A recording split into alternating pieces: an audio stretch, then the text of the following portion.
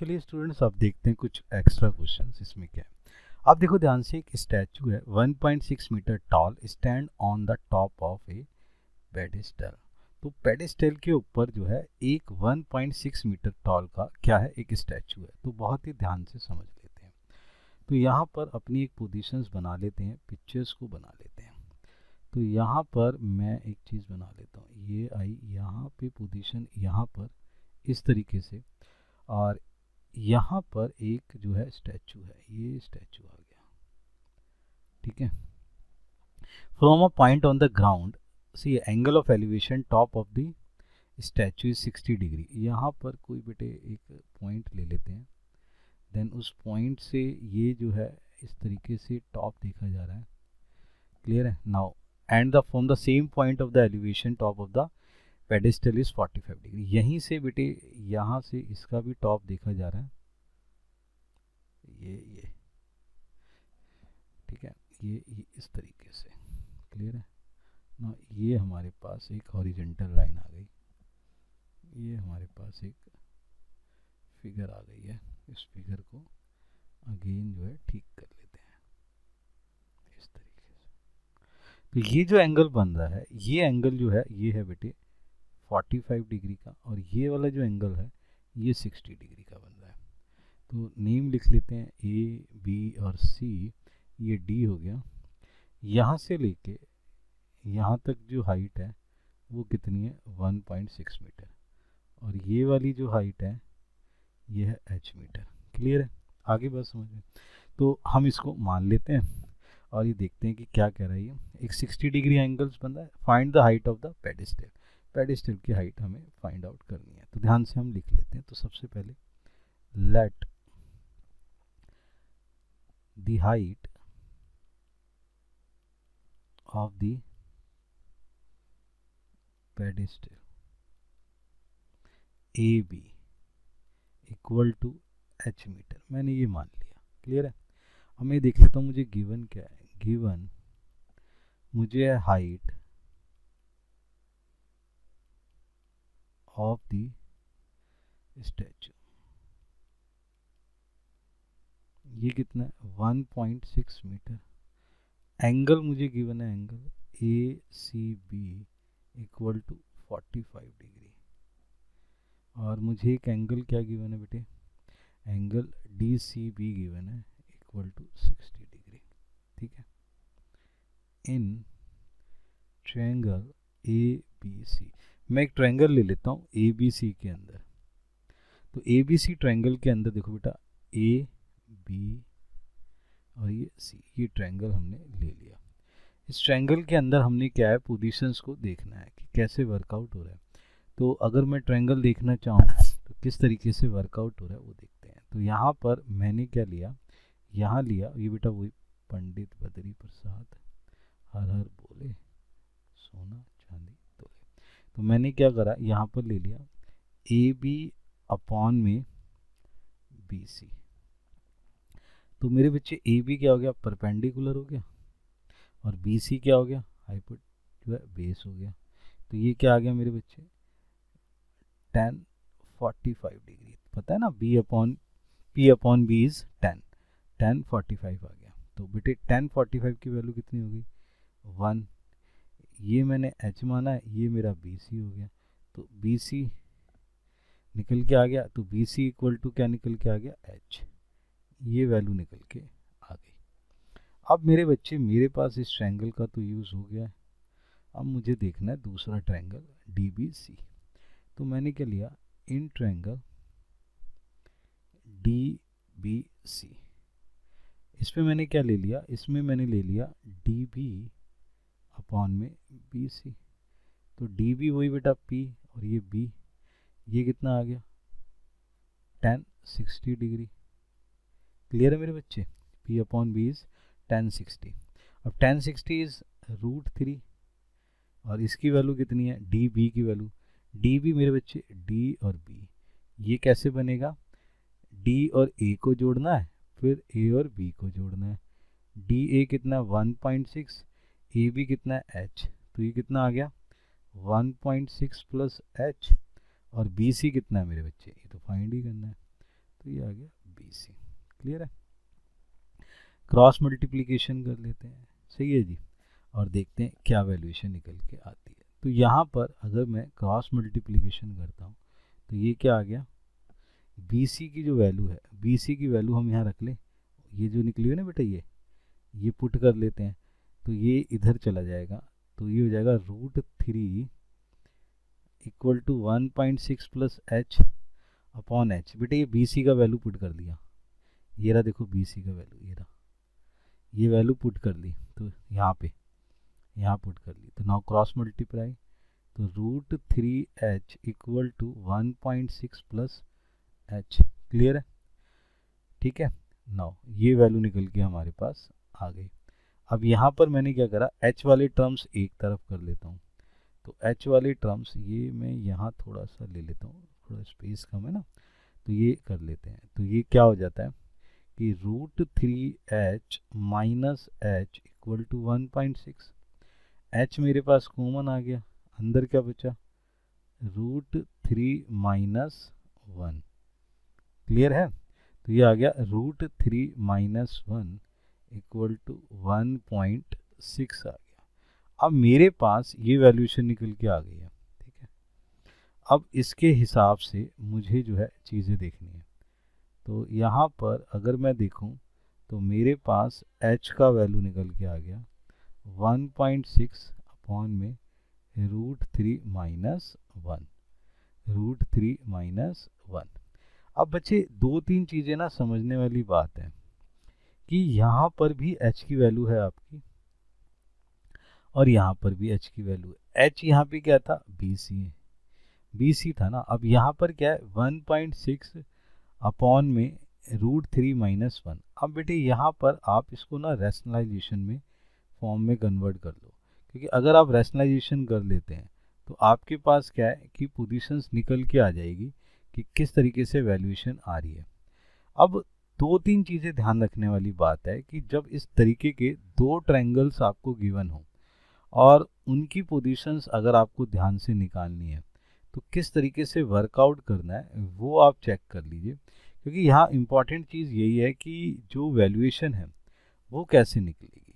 मैं आपको दो तीन चीज़ें बताने की कोशिश करूँगा, जैसे कि यहाँ पर जो पोजीशन आई है, ये जो पोजीशंस आई है, ये पोजीशन यहाँ के बाद ये और देन ये वैल्यूएशन जो निकल के आई है, इसको सॉल्व करना इज़ वेरी इंपॉर्टेंट। तो इसको सॉल्व कैसे करते हैं वो चीज़ मैं आपको बता देता हूँ। तो हम इसको नेक्स्ट पेज पे कर लेते हैं कि जो हमारा h का वैल्यू है वो है 1.6, सही है जी, अपॉन में √3 माइनस 1। तो ये इसको रैशनलाइजेशन में लेके जाओ बेटा, तो ये √3 माइनस 1 है ना, तो इसको √3 प्लस 1 और √3 प्लस 1 कर लो, तो ये क्या हो जाएगा 1.6 √3 प्लस 1 अपॉन में नीचे a माइनस बी का होल स्क्वायर। बेटा देखो a माइनस बी और a प्लस बी, ये होता है बेटा a square minus B square. तो मेरे बच्चे ये आ जाएगा √3 का स्क्वायर माइनस 1 का स्क्वायर। क्लियर है, तो h इक्वल टू आ जाएगा 1.6 √3 प्लस 1 3 माइनस 1, तो h equal to 1.6 √3 plus 1 upon में 2। ठीक है, ये कट गया मेरे बच्चे, तो इसकी वैल्यू क्या आ जाएगी, h इक्वल टू 0.8, ये कट गया, ये 0.8 आ गया। ठीक है, ये आ गया √3 प्लस 1। ठीक है, ये h की वैल्यू निकल के आ गई। तो आप क्या लिख सकते हो, hence height of the pedestal equal to 0.8 1 √3 plus 1 metre. ये मेरे बच्चे हाइट निकल के आ गई। तो इस तरीके से आप जो है इसका यूज़ करके फाइंड आउट कर सकते हैं। तो एक नेक्स्ट क्वेश्चन और देख लेते हैं, ये क्या है, The angle of elevation of the top of the building from the foot of the tower is 30 degree. ठीक है, and the angle of elevation of the top of the tower from the foot of the building is 60 degree. Clear है?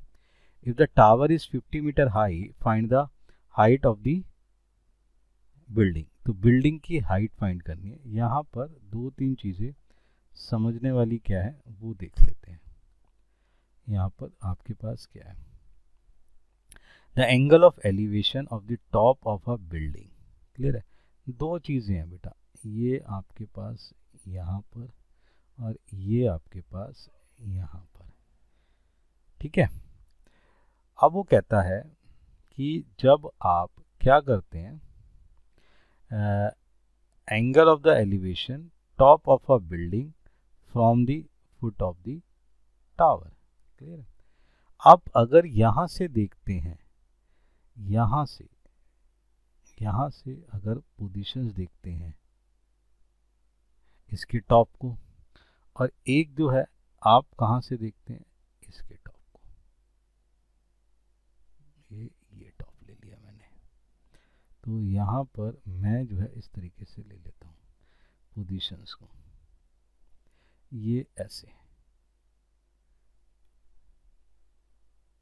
ये चीज़ें, और ये मैंने यहाँ पे इसको क्या कर दिया, मीट कर दिया। क्लियर है, ये जो टावर है इसके टॉप को देखा जा रहा है, बिल्डिंग के टॉप को देखा जा रहा है। ये जो मैंने टावर है इसकी जो हाइट है वो क्या है, 50 मीटर। ये आ गया पी क्यू बी ए। ये जो है मेरे बच्चे ये वाला, ये एच मीटर है। यहाँ से जब देख रहे हैं तो आप क्या कर रहे हो, 30 डिग्री, और ये जो है ये क्या है, 60 डिग्री। समझो, the angle of elevation of the top of a building, ठीक है, from the foot of the tower. ये टावर जो है ना बेटा, इस टावर के फुट से आपने बिल्डिंग का टॉप देखा, ये बिल्डिंग का टॉप है, ये इसको देख रहे हो तो 30 डिग्री एंगल है। फिर आप क्या कर रहे हो, बिल्डिंग के फुट से टावर का टॉप देख रहे हो, तो ये जो है 60 डिग्री का एंगल बना रहा है। क्लियर है, आगे समझ में।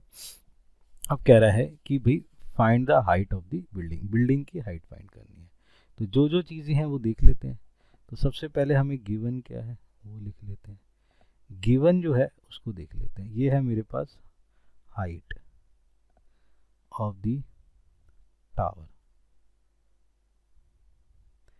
ए B equal to 50 metre, let h meter be the height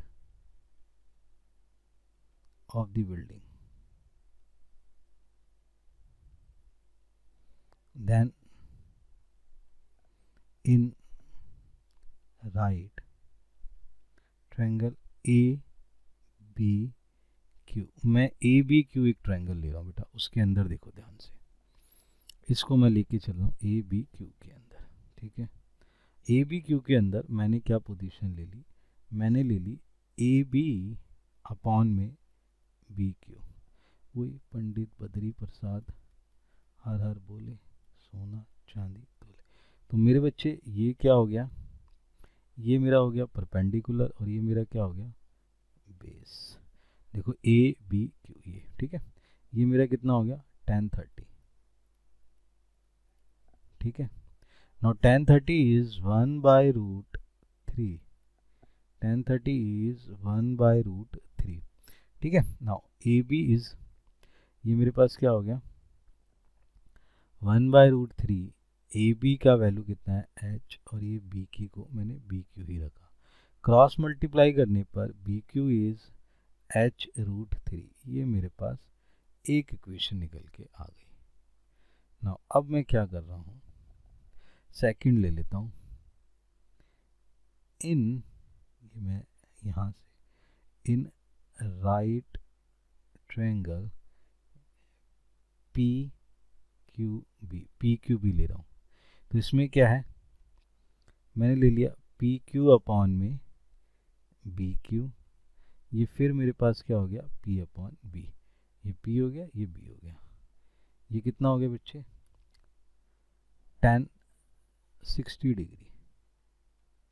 clear है, tan 60 is nothing is root 3। ये वैल्यू कितनी आ गई, 50 अपॉन में बी क्यू। ठीक है, तो ये क्रॉस मल्टीप्लाई करने पर बी क्यू इज हमारे पास आया 50√3 एंड BQ को √3 से ही मल्टीप्लाई एंड देन इज 50। अब मैं क्या करता हूँ, BQ का वैल्यू ना यहाँ से निकाल लेता हूँ। ये देखो ये BQ का वैल्यू दे रखा है, इस BQ का वैल्यू यहाँ पुट कर देता हूँ। तो ये हो गया √3 मल्टीप्लाई में h√3 इक्वल टू 50। ये क्या हो जाएगा 3h इक्वल टू 50। ठीक है बच्चे, तो इसको सॉल्व करने पे मेरे पास आया h इक्वल टू 50/3। क्लियर है, जो मेरा क्या बनता है 16 2/3 मीटर। तो मेरे पास ये वैल्यू निकल के आ गई। तो ये वैल्यूएशन क्या है मेरे पास 16, क्लियर, √3 2/3। ठीक है, अब मैंने क्या कहा, hence the height of the building is 16 2/3 metre. ये मेरी वैल्यू निकल के आ गई है। यही मुझे निकालना था बेटा। ये h थी, बिल्डिंग की हाइट मांग रहा था ना, टावर की तो दी हुई थी, ये हमने यहाँ पे फाइंड आउट कर लिया। ठीक है, नेक्स्ट देखते हैं बच्चे। अब बड़े ध्यान से समझो, ये क्या कह रहा है, कह रहा है 2 poles of equal heights are जो है standing opposite each other on either side of the road. अच्छा जी, तो दो पोल हैं जो एक दूसरे के सामने हैं, सही है जी, विच इज 80 मीटर वाइड। सही है, अब बड़े ध्यान से समझते हैं क्या बोलता है वो। 80 मीटर की दूरी पर कोई प्लेयर है, यानी कि मैं इस तरीके से कह सकता हूँ, आप ऐसे कर लीजिए, एक ऐसे कर लीजिए और एक ऐसे कर लीजिए। अब दोनों के बीच की जो दूरी है उसे देख लीजिए, वो है 80 मीटर एक दूसरे से दूरी। ठीक है, इसको B मान लेते हैं, इसको C मान लेते हैं, इसको A मान लेते हैं और इसको D। आगे चलते हैं। From a point between them the road the angle of the elevation of the top pole is 60 degree and 30 degree. अब वो क्या कर रहे हैं, किसी एक पॉइंट पर, मान के चलो ये एक पॉइंट है, इस पॉइंट पर देखते हैं तो यहाँ से उनके एंगल ऑफ एलिवेशन बन रहे हैं। यहाँ से देखने पर तो एंगल ऑफ एलिवेशन ये यहाँ गया तो 60 डिग्री का बन रहा है, और यही चीज़ अगर मैं यहाँ पर देखता हूँ तो कितना बन रहा है, ये 30 डिग्री का बन रहा है। तो दो एंगल बन गए, एक 60 डिग्री और एक 30 डिग्री। यहाँ से यहाँ तक की जो हाइट है वो क्या है, h मीटर है। ये दोनों h मीटर है बेटा। क्लियर है, आगे बात समझ में। ठीक है, आगे चलो। Find the height of the pole and the distance of the point from the pole. सही है जी, डिस्टेंस पॉइंट भी निकालना है और हाइट ऑफ द पोल्स भी निकालनी है। ठीक है, तो मेरे बच्चे एक चीज़ ध्यान रखो, अगर मैं इस 80 का एक और चीज़ करूं कि यहाँ पर एक चीज़ मैं कर लेता हूँ, यहाँ से लेके यहाँ तक को मैं एक x मीटर मान लेता हूँ, ये पोजीशन। तो पूरा तो 80 है, 80 में से ये x निकल जाएगा, तो ये वाला रिमेनिंग कितना बचेगा, 80 माइनस एक्स। ये मेरा 80 माइनस एक्स मीटर बचा, ये वाला यहाँ से। और ये पॉइंट मैं रख लेता हूँ, इसका नाम E। ये मैंने पॉइंट रख लिया E। तो C E तक अलग हो गया x मीटर, और वो चीज़ें मेरी 80 माइनस एक्स हो गई, क्योंकि पूरा मेरा क्या है 80 मीटर है। तो यहाँ पर मैं लिख लेता हूँ, let AB equal to CD equal to h metre. मैंने ये मान लिया, तो ये क्या हो गया मेरे बच्चे, ये होगी height of the poles. Given क्या है वो देख लेते हैं। यहाँ पे BC गिवन है 80 मीटर। ठीक है, ये क्या है बेटा, विड्थ ऑफ द रोड, ये रोड की विड्थ आ गई। लेट एक और चीज़ कर लेता हूँ, CE मान लेता हूँ x मीटर। ठीक है, जिससे मेरा बी ई निकल के आता है क्या 80 माइनस एक्स मीटर। क्लियर है? तो मेरे पास ये दोनों चीज़ें आ गई। अब मैं दो अलग अलग ट्रायंगल से इसको सॉल्व करने की कोशिश करता हूँ। पहले लेता हूँ in triangle C D E. ये ट्रायंगल ले लिया बेटा, सी डी और ई, ये वाला ट्रायंगल। ठीक है, इस पे मैंने क्या करा, इसे कर लिया सी डी अपॉन में सी ई। ये क्या हो जाएगा, सी डी बेटा, देखो सी डी अपॉन में सी ई, तो ये पी अपॉन बी, वही पंडित बद्री प्रसाद हर हर बोले सोना चांदी तोले। तो बेटा 10 निकल के आ गया, देखो 10। तो ये मेरे पास क्या आ गया, ये आ गया 10 30 डिग्री। अब इसकी वैल्यू मैंने क्या मानी है, सी डी की, सी डी इज एच, और सी ई को क्या माना है, एक्स, इक्वल टू कितना आ गया 1/√3। तो मेरे पास x का वैल्यू आ गया √3h, ये वैल्यू निकल के आ गई। क्लियर है? आ गया यहाँ तक ना? अब बड़े ध्यान से समझते हैं। एक और ट्रायंगल ले लेता हूँ, in triangle A B E. यहाँ पे क्या आ गया, ए बी अपॉन में बी ई, ये क्या आ गया। ठीक है, तो ए बी क्या है मेरे बच्चे, वही परपेंडिकुलर, बी ई क्या है मेरे पास, बेस। तो ये क्या आ गया 10 60 डिग्री, हाँ या ना? तो ए बी की वैल्यू कितनी है मेरी, ए बी इज एच, और बी ई मैंने ये दिखाया ना 80 माइनस एक्स, ये बी ई की वैल्यू है, ये दिख रहा है, ये लिख लिया, इक्वल टू 10 60 कितना हो गया √3। इसको क्रॉस मल्टीप्लाई कर लेते हैं। ठीक है, तो यहाँ पर वैल्यूएशन निकल के आ जाएगी। अब एक चीज़ और बड़ी बात है कि ये जो 80 माइनस एक्स है, ठीक है, तो ये हो जाएगा h इक्वल टू 80 क्या है √3 माइनस एक्स √3, ये क्रॉस मल्टीप्लाई होगी इसके साथ। अब यहाँ पे क्या है, h का वैल्यू निकल के आ गया। अब दो तीन चीज़ें क्या है ये देख लेते हैं। तो यहाँ पर जो हमारे पास वैल्यू है वो x की निकालनी है बेटा, x की कैसे निकालनी उसे समझो ध्यान से। तो यहाँ पर मैंने क्या करा, √3 को ना इधर ले आया, तो ये आ गया √3x, ये h को इधर ले आया, तो ये आ गया 80 √3 माइनस h। क्लियर है बच्चे? अब x की वैल्यू जो मैंने निकाली वो निकाला 80 √3 माइनस h अपॉन में √3। ये जो √3 है ना, इसको नीचे ले आया। पहले में क्या करा, h को इधर लेके गया, x को इधर लेके आया, तो x इधर आ गया, h इधर आ गया, फिर इस x के साथ जो नंबर था वो यहाँ से डिवाइड करवा दिया। क्लियर है? तो मेरे पास x की वैल्यू निकल के आ गई। तो मेरे पास 2x की वैल्यू निकल के आ गई बेटा। देखो एक तो यहाँ पे थी और एक यहाँ पे निकल आ गई। ठीक है, इसको मैंने 1 मान लिया, इसको मैंने 2 मान लिया। अब मैं दोनों को ना इक्वेट कर दूंगा, तो मैं दोनों को इक्वेट कर दूंगा बेटा।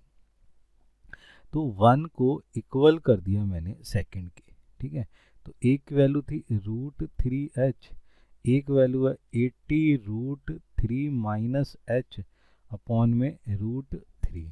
क्लियर है? अब क्रॉस मल्टीप्लाई करूँगा तो ये √3 इससे मल्टीप्लाई हो जाएगा, ये ऐसे करके, तो ये हो जाएगा 80 √3 माइनस h, ये हो गया 3h equal to 80 √3 minus h। h को इधर ले जाओ, तो 3h plus h equal to 80 √3, ये क्या हो गया 4h इक्वल टू 80 √3। h कितना हो गया 80 √3 डिवाइडेड बाय 4, ये डिवाइडेड हो गया 20 निकला। h की वैल्यू कितनी निकल गई 20 √3, ये वैल्यू निकल के मेरे पास आ गई। क्लियर है? अब बहुत ही ध्यान से समझो, मैं यहाँ पर एक चीज़ और करता हूँ, क्या करता हूँ कि सब्स्टिट्यूट कर देता हूँ, कि सब्स्टिट्यूट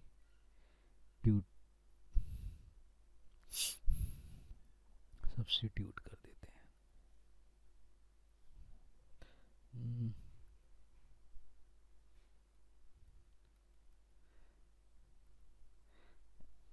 h कहाँ कर देते हैं, इन इक्वेशन 1 के अंदर। तो 1 इक्वेशन क्या थी, 1 इक्वेशन थी ये, तो यहाँ पर x इक्वल टू कितना था, h, x था मेरा √3h। तो अगर मैं h की वैल्यू ये पुट करता हूँ तो √3 इंटू में 20√3, तो x इक्वल टू कितना आ गया 20 into 3, x equal to 60 metre. ये वैल्यू निकल के आ गई। तो मेरे पास पोजीशंस आ गई। Hence position of the point is at a distance of 60 meter from pole CD and क्या 20 मीटर। सही है जी, 20 मीटर क्या है, 20 मीटर मेरा क्या था, ये जो चीज़ें निकली हैं यहाँ पर पोजीशन जो है CD के बाद यहाँ जो पोजीशन निकली 20 मीटर पोल ऑफ दी। अब DC का वैल्यू था ना मेरा H का वैल्यू निकला था 20, सही है, CD। और ये जो है, हाँ ये मैंने आपको निकाल के दिखाया, यहाँ से लेके यहाँ तक ये हो गया आपका, और ये 20 जो है BE का वैल्यू निकला है, सही है, from the point, from the point, ये आपके पास निकल के आ गई। तो यहाँ पर जो पोजीशन है, तो एक तो मेरे पास ये हाइट आ गई मेरे बच्चे, ये जो हमें निकालनी थी ये हाइट आ गई, ये भी निकाल ली हमने, ठीक है, और ये पोजीशंस भी निकल ली। ये यहाँ से कितना है 60 और यहाँ से कितना है 20, ये वैल्यू निकल के हमारे पास आ गई। तो इस तरीके से आप इसके ऊपर प्रैक्टिस कर सकते हैं और हार्ड वर्क कर सकते हैं। फिर और देखते हैं आगे क्वेश्चंस।